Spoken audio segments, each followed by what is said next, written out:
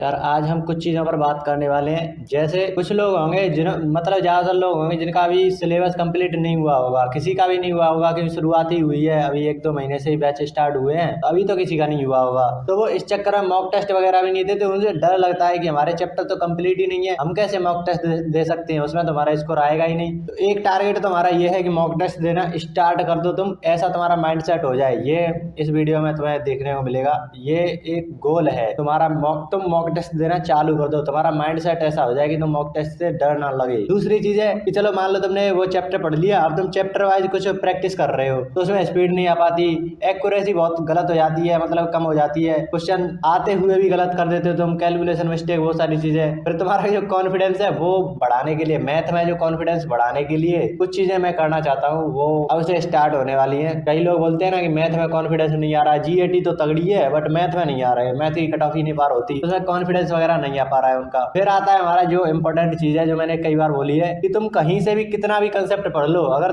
तुम उसका यूज नहीं कर पा रहे हो क्वेश्चन में तो सब फेल है, उससे फिर तुम्हारा कुछ नहीं होने वाला, क्योंकि तुम कंसेप्ट का यूज ही नहीं कर पा रहे हो क्वेश्चन में। और वही तो एग्जाम का, जो तुम एनडीए में बैठोगे एग्जाम देने जाओगे तो उसमें मेन एम क्या होने वाला है कि जो तुमने कंसेप्ट सीखे हैं उसका यूज तुम कर पाओ क्वेश्चन में। तो उसकी प्रैक्टिस तो तुम्हें अभी से करनी पड़ेगी ना। तुम्हें क्वेश्चन को अप्रोच कैसे करना है, शुरुआत कैसे करनी है क्वेश्चन की, वो तो सीख लो पहले। तो ये सारी प्रैक्टिस का पार्ट होती है। हम क्या बोलते हैं कि हम एनडीए की प्रिपरेशन कर रहे हैं, तो ये चीज प्रिपरेशन में ही तो आएगी। केवल प्रिपरेशन का मतलब ये नहीं होता कि तुम कंसेप्ट पढ़ते रह रहे हो, क्लास लेते रह रहे हो, लेक्चर लेते रह रहे हो। प्रिपरेशन का मतलब ये भी होता है कि तुम प्रैक्टिस में ये सारी चीजें लाओ, एक्यूरेसी, स्पीड बढ़ाओ, कॉन्फिडेंस गेन करो कि हाँ मैं कर सकता हूँ ऐसे क्वेश्चंस को। तो तुम्हारी हालत क्या होगी अभी कि मैं तुमसे कोई रैंडम क्वेश्चन पूछ लूँ ना, कि किसी भी चैप्टर से उठाकर कोई रैंडम क्वेश्चन तुम्हारे सामने रख दूं, तुम्हारी हालत खराब हो जाएगी। क्योंकि एक तो तुम्हें उसके कंसेप्ट भूल चुके हो, उस चैप्टर की तुम्हें बहुत सारी चीजें भूल चुके हो, दिमाग से निकल चुकी हैं, और फिर तुम्हें मॉक टेस्ट से डर लगता है। मॉक टेस्ट में, मॉक टेस्ट है क्या, वो भी तो रैंडम क्वेश्चन आते रहते हैं तुम्हारे सामने कि अब इसको करो, इसमें अपना जो भी तुमने कंसेप्ट पढ़ा है उसका यूज करके दिखाओ, तो वही तो है मॉक टेस्ट। तो उससे तुम्हें भयंकर वाला डर लगता है कि मैं तो सारी चीजें भूल चुका हूँ, पहली वाली चीजें मैंने रिवाइज नहीं करी है, पहला चैप्टर जब पढ़ा था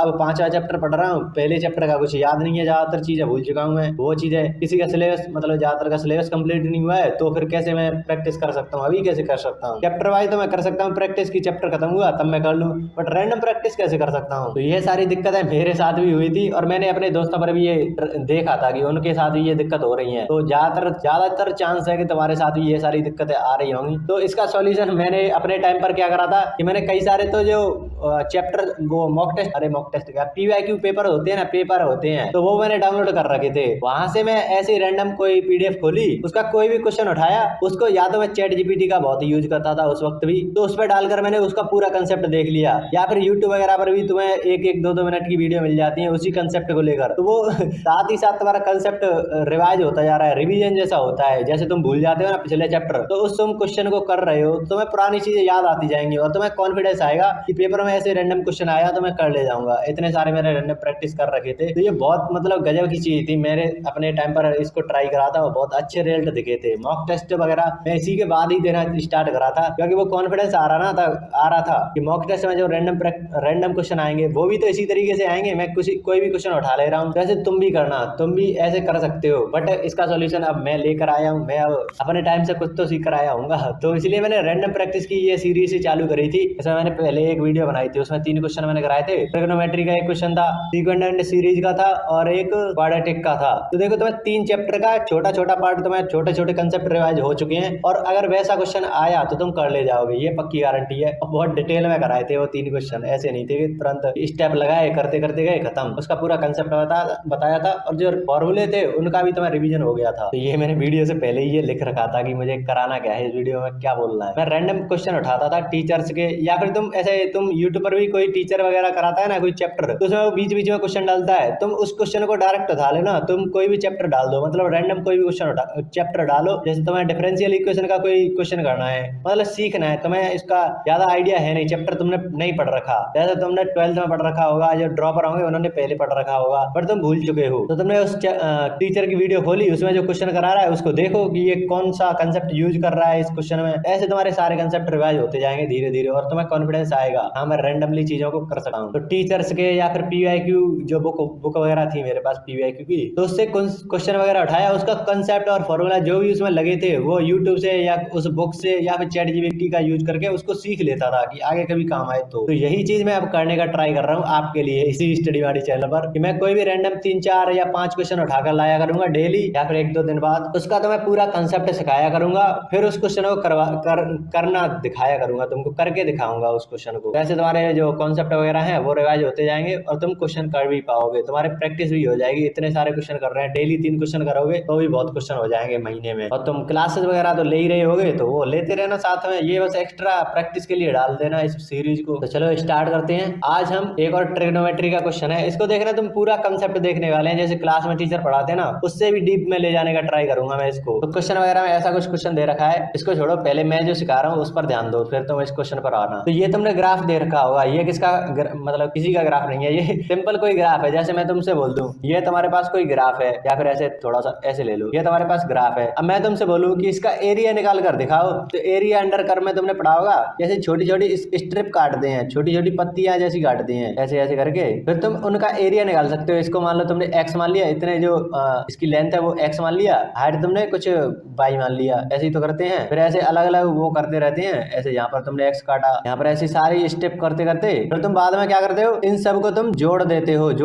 जोड़ने के लिए क्या करते हैं, इंटीग्रेशन करते हैं। तो इंटीग्रेशन में क्या होगा, ये तुमने dx काटा है, मतलब छोटा, बहुत छोटा है, तो dx तुमने ऐसे काटे, तो dx का अगर तुम इंटीग्रेशन करोगे, मतलब इन सभी dx को जोड़ दोगे, तो क्या तुम्हें मिलके आ जाएगा, ये पूरा का पूरा x निकल के आ जाएगा। ऐसा मतलब करते हैं इंटीग्रेशन में। तो अब वही कंसेप्ट हम यहाँ पर यूज करना चाहते हैं, और उसमें भी वो क्या था, उस जैसे ये वही था। तो इसमें जो इंटीग्रेशन करते हैं dx का, तो वो यहाँ से मान लो 0 से यहाँ तक तुम 5 तक गए, तो 0 से 5 तक ऐसे करते हो, जो भी x आएगा उसमें 5 माइनस 0 करोगे तो तुम्हें देखो 5 यूनिट की लेंथ मिल जाएगी। ऐसा ही तो करते हैं, थोड़ा थोड़ा आइडिया लेते जाओ बस। तो वही काम, ये जो हमारा ग्राफ है ना, वो हमारा sin x का ग्राफ है। अब इसमें वही चीज हम करने का ट्राई करेंगे। मैं टीचर से बताते नहीं होंगे ज्यादातर चीजें कि ये कैसे आया, ये कैसे आया, और मैं सारी चीजें डीप में कराने वाला हूँ। तो तुमने dx के ऐसे काटे, और तुम्हें पता है वो जो ग्राफ होता था ना, हम उस ग्राफ का इंटीग्रेशन करते थे। तो यहाँ पर हम sin x का ग्राफ है, तो हम sin x का इंटीग्रेशन करेंगे sin x dx का। और कहाँ से कहाँ तक करेंगे, 0 से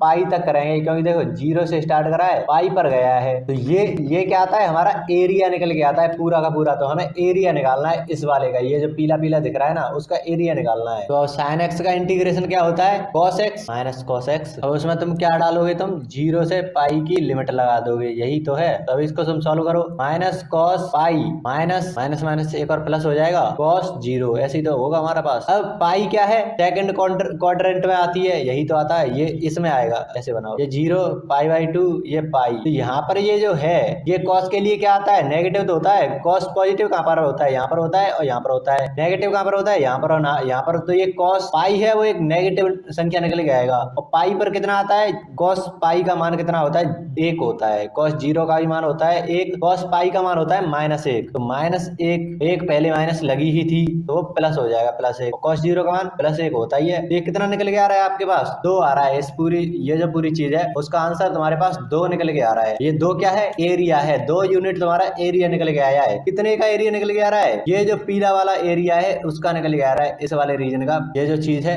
इसका एरिया तुम्हारे पास 2 निकल के आ रहा है। 2 एरिया बोल लो, इंटीग्रेशन बोल लो, 0 से पाई के बीच में अगर sin x का इंटीग्रेशन करोगे ना, तो 2 आंसर निकल के आएगा। ये तुम्हारा मतलब है इस पूरी चीज का। तो फिर जो हमारे पास ये वाला एरिया है, ये भी तो वही है, पाई से 2 पाई। कितना इसकी लेंथ है, पाई ही तो लेंथ है। यहाँ से 0 से पाई, पाई लेंथ है, पाई से 2 पाई, पाई लेंथ है। मतलब इसका भी एरिया तुम्हारे पास 2 निकल के आएगा, इसका भी एरिया तुम्हारे पास 2 निकल के आएगा, इसका भी एरिया तुम्हारे पास 2 यूनिट निकल के आएगा। ऐसे तुम करते जाओ सारों के सारों को। तो अगर मैं तुमसे पूछ लूं कि यहाँ से यहाँ तक का एरिया बताओ, 0 से क्या था, ये 3 पाई था, ये 4 पाई हो जाएगा। 0 से 4 पाई की लिमिट तक तुम्हारा कितना एरिया हो जाएगा, तो 2 यूनिट ये रहा। ये नेगेटिव में है बट एरिया तुम्हें पता है पॉजिटिव ही होगा। तो ये 2 4 6 8 यूनिट तुम्हारे पास आ जाएगा इस 4 पाई तक। तो अगर हम इसी लाइन को और आगे बढ़ा दें, हम ऐसे ही और वो बनाते जाएं, यूं यूं यूं यूं, तो ये मान लो तुम्हारे पास 8 पाई तक पहुंच गया। अब कितना होगा, 2 4 6 8 10 नहीं, हाँ 8 तक, तो 4 पाई तक पहुंच गया, मतलब 4 पाई पे 8 पहुंच गया। तो 8 पाई पे कितने पहुंचेगा, 16 ही तो पहुंच जाएगा। और वही तुमसे पूछा है, मॉड क्यों लगाया है, क्योंकि वो नेगेटिव नहीं देना चाहता, उसका आंसर नेगेटिव नहीं आएगा। अगर तुम इसको मॉड ऐसे मॉड sin x का तुम ग्राफ निकालो ना, मॉड sin x का ग्राफ, तो वो कुछ ऐसा आएगा, वो नीचे नहीं जाएगा, वो ऊपर ही पलट जाएगा, क्योंकि पॉजिटिव पॉजिटिव हमें लेने हैं। तो ऐसा चलता जाएगा, ऐसा 0 पाई 2 पाई 3 पाई 4 पाई 8 पाई। अब तुम इसको देखो, 2 4 6 8 10 12 14 16, मैं भूल गएगा हाँ सही तो है, 16 पहुंच गए ना। 0 से अगर तुम 8 पाई तक साइन मॉड नहीं साइन एक्स के मॉड का अगर इंटीग्रेशन करो 0 से 8 पाई तक, तुम्हें कितना यूनिट वो मिलेगा? 16 यूनिट तुम्हें मिलेगा। 16 इसका आंसर आएगा। तो ऐसे करना है। अब इसको थोड़ा सा वो देख लो, इसको शॉर्ट में कैसे करेंगे। अभी तो तुमने पूरे कंसेप्ट के साथ इसको सॉल्व करा है, इतना टाइम थोड़ी ना लगाओगे, बट ये तो मैंने तुम्हें सिखाया है कि इसको करते कैसे हैं, इसका कंसेप्ट क्या है। तो अब तुम्हें पूरी क्लैरिटी आ रखी होगी कि ऐसा करते क्यों है। अब देखो तुम्हारे पास चीज क्या है। अब मैं तुमसे कुछ बोल दूं कि बताओ तुम साइन एक्स कुछ भी दे दो। एक बार बोला था 0 से 100 पाई तक पूछा था उसने, तो अब तो तुम गेम समझ गए ना। 1 पाई तक तुम्हारा साइन एक्स का कितना आता है। 0 से अगर पाई देखो तो उसकी यूनिट 2 आती है। मतलब पाई को क्या बोलते हैं, मतलब 0 से पाई लेंथ में, लेंथ ही तो है ये। 0 से पाई, यहाँ पर कितनी लेंथ है, ये पाई लेंथ है, यहाँ तक 2 पाई लेंथ है। तो 1 पाई लेंथ में तुम्हारा कितना यूनिट एरिया आता है, 2 या इंटीग्रेशन 2 आता है। तो फिर 100 पाई में कितना आएगा, 200। यही तो सिंपल गणित है, यूनिटरी मेथड। तो अगर ये तुम्हें दे रखा है ना, तो इसका आंसर सिंपल 200 हो जाएगा। तुम पाई की जगह पर सिंपल 2 रख दो। अगर मैं तुमसे ऐसे ही बोल दूं ना कि मान लो 25 पाई से लेकर तुम्हें इंटीग्रेशन करना है 40 पाई तक साइन एक्स का, तो तुम क्या बोलोगे। तुम कैसे क्या कर रहे थे, यहाँ पर पाई में से तुमने 0 घटाया ही तो था, मतलब उसकी ड्यूरेशन निकालते हैं। इतने से इतने में इतना ये ड्यूरेशन था, वो कैसे निकाला, तुमने पाई में से 0 को घटाया। तो ऐसे यहाँ पर भी तो करोगे। 40 में से तुम 25 घटाओगे, कितना आएगा, 15 आएगा। 15 पाई, तो पाई की जगह पर सिर्फ तुम्हें 2 रख देना है, तो कितना आएगा, 30। सिंपल है ना, सिंपल गणित। पाई में 2 यूनिट आ रहा है, तो 15 पाई में 30 यूनिट आपका आंसर आएगा, 30 यूनिट एरिया आएगा। ऐसे ये क्वेश्चन करना होता है। ये 2 बार पूछा गया है, शायद दीवार भी पूछा था, एनडीए 2 में पूछा था ये वाला, एनडीए 2 में 2023 में ही पूछा था शायद ये। और इससे पहले भी आ चुका है ये, मैंने तुमको कराया था, एक वीडियो मैंने पहले अपलोड करी थी, उसमें भी ये कराया था मैंने। तो ऐसे ही इतना डिटेल में हम एक एक कंसेप्ट को सीखने वाले हैं, एक एक क्वेश्चन को ऐसे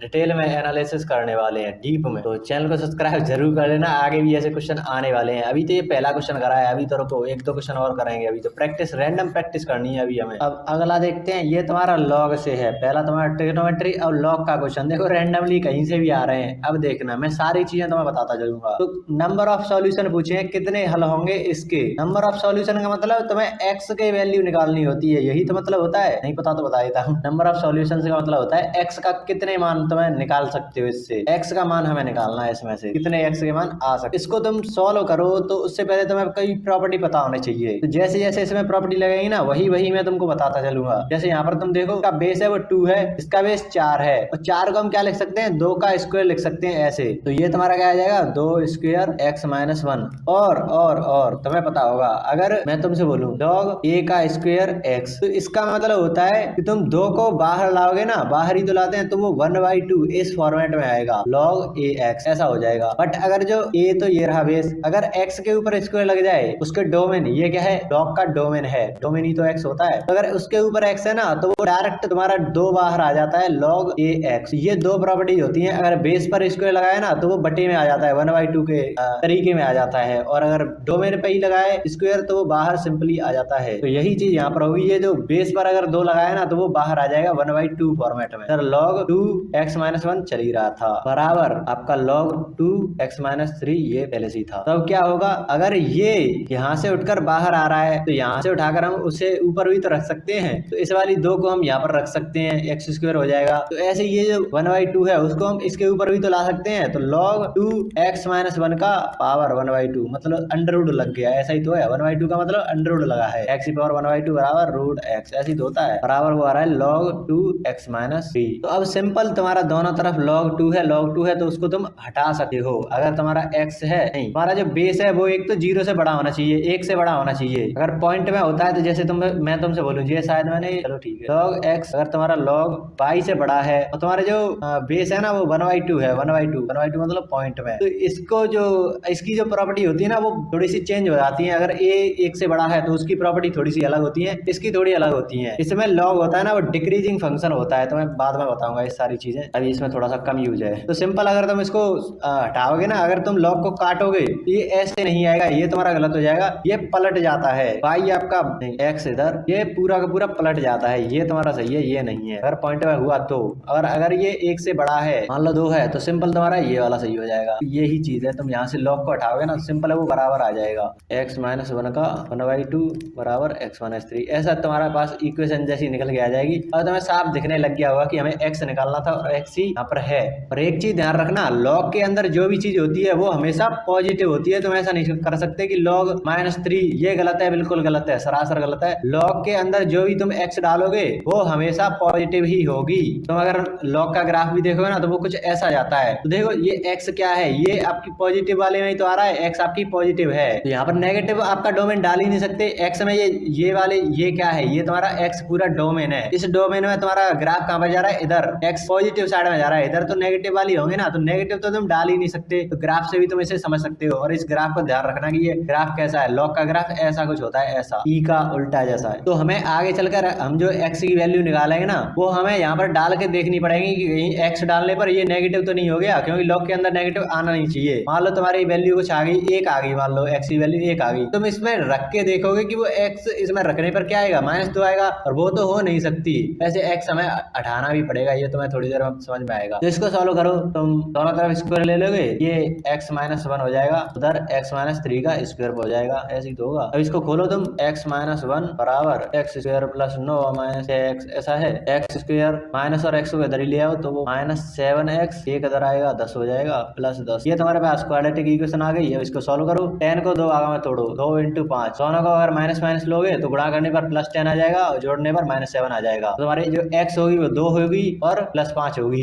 ये डायरेक्ट कैसे करा, तुम वैसे कर सकते हो, जो भी तुम अगर इसके टुकड़े बनाते हो ना उसी का पलट के ऐसे आ जाता है। कैसे आएगा, x स्क्वायर -5x -2x +10, ऐसे ही तो करते हैं सिंपल। x तुम यहाँ से कॉमन लोगे, x -5 आ जाएगा, -2 कॉमन लोगे तो x -5 आ जाएगा, यहाँ से x -5 कॉमन लोगे x -2 हो जाएगा। तो देखो जो माइनस थे वो भी यहाँ पर माइनस ही हैं। अब क्या करेंगे, x -5 बराबर 0 रखोगे तो यहाँ से x की वैल्यू क्या आएगी, पलट के आ जाएगी, +5 आ जाएगी। यहाँ पर -5 थी तो यहाँ पर +5 आ गई। ऐसे थोड़ा सा स्पीड में कर सकते हो। ये सारे स्टेप तुम्हें अगर पहली बार देख रहा होगा 11th वाला, वो ऐसा कर सकता है, बिल्कुल कर सकता है। हमने भी करा है बचपन में मतलब 2-3 साल पहले, तो तुम भी कर सकते हो ऐसा, बट थोड़ी सी स्पीड लाने के लिए ये चीज सीख लो अभी से। तो x के पास हमारी 2 वैल्यू आती हैं। अब इसको लॉग वगैरह होना तो हमेशा उसको चेक जरूर करना, उसमें रख के दोबारा कि लॉग हमारा क्या था, x -1 का 1/2 था, तो इसमें रख के तो देखो 2 तुम रखोगे तो 1 आएगा, चलो ठीक है। वैसे तो लॉग नहीं है, लॉग 1 का मान क्या आता है, 0 आता है। ये तो चलो ठीक है, log 1 का मान 0 आ सकता है, बट दूसरा क्या था, log x -3। अब इसमें 2 डालकर देखो, हम इसको चेक कर रहे हैं। सबसे पहले जो x का मान आ रहा है उसको पहले हमने यहाँ पर डाला तो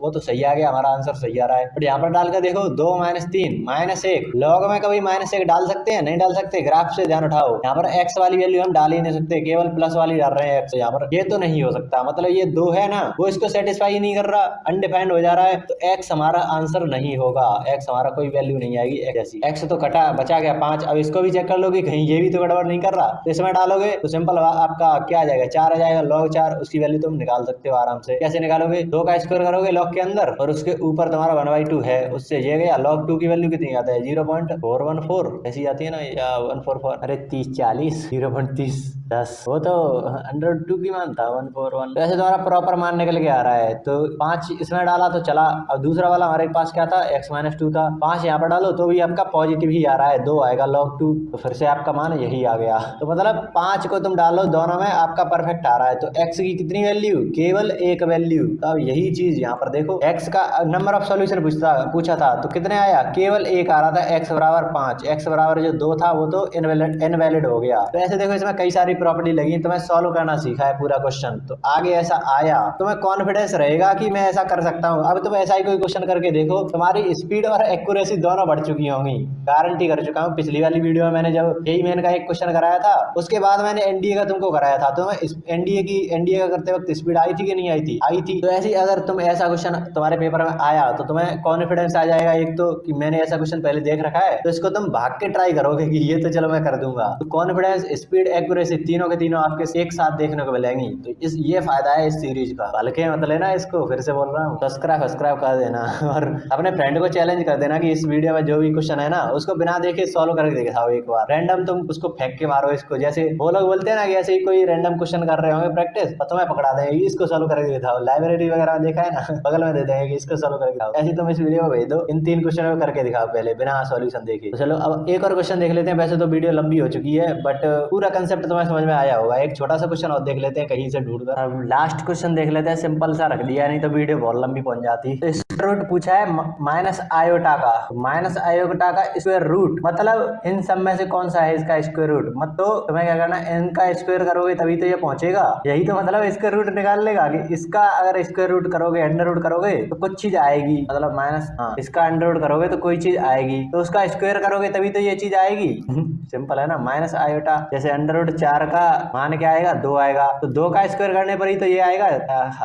बोला है, मतलब उसके अंदर जो आया है, मतलब 2 का स्क्वायर करोगे तभी तो अंदर आया है, वही तो आएगा। तो ऐसे ही अगर ये iota, minus iota under root में है तो कोई चीज होगी, मतलब ये ऑप्शन में से अगर किसी का स्क्वायर करोगे ना तो माइनस आयोटा आना चाहिए। यही तो मतलब है, क्या बता रहा हूँ, तो सिंपल सी चीज है, तो समझ में आ रही होगी। तो इसका स्क्वायर करके देखेंगे हम, तो दोनों पर करेंगे 1 प्लस आयोटा का स्क्वायर करेंगे, नीचे अंडर रूट 2 का, तो 2 ही हो जाएगा। तो 1 प्लस आयोटा स्क्वायर क्या होता है, आयोटा मतलब अंडर रूट माइनस 1 स्क्वायर करेंगे तो माइनस 1 आ जाएगा, आयोटा स्क्वायर का मान माइनस 1 आएगा। आयोटा स्क्वायर आपका माइनस 1 आ गया, उससे वो हट ही गया, प्लस में 2 आयोटा, ऐसे तो आएगा 2ab, नीचे आपका 2 चल ही रहा है तो ये तो कट गए, आयोटा आ रहा है प्लस का आयोटा, तो हमें यही ढूंढना होगा कि बस यहाँ पर माइनस आ जाए कैसे भी करके 2 की जगह पर। तो अगर हम यहाँ पर माइनस रख दें तो हमारा काम बन जाएगा सिंपल, इसी से तुम्हारा आंसर आ जाएगा कि इसका स्क्वायर करो 1 प्लस आयोटा स्क्वायर, वो माइनस 1 हो जाएगा, कर ही लेते हैं, iota square minus 2ab 2 iota, यही तो हो जाएगा। नीचे आपका अंडर रूट 2 का स्क्वायर कराएं तो 2 आ जाएगा, आयोटा स्क्वायर माइनस 1 प्लस 1 कटा, यहाँ से 2 से 2 कटा,